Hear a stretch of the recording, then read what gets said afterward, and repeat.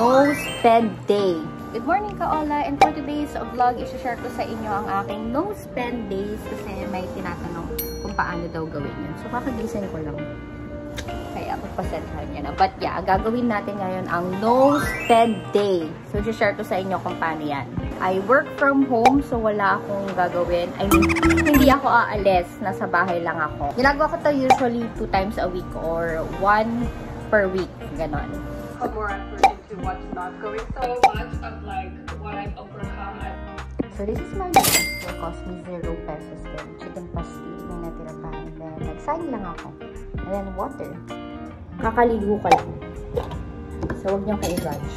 Kakain tayo.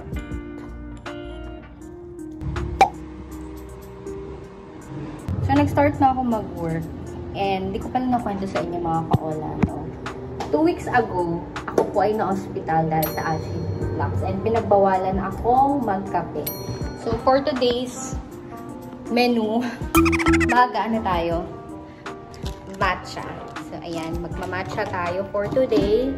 Kasi nga, mawala akong mag-coffee. So, this will cost me 0. Kasi meron ako nito sa bahay. So, ayan na ang ating matcha. So, let's start working again. So, it's already 6 p.m. and magdi-dinner lang tayo. So, ayun. Nakuha ko na yung siomay dun sa ref. So, magdi-dinner ako. Siomay ito. Hindi na ako magre-rice or kung magre-rice muna ako siguro konti lang. Share ko sa inyo yung kakainin ko. So, ito siya. Galing siya sa ref. So, ayan. I-steam lang natin yan. So, luto tayo siomay.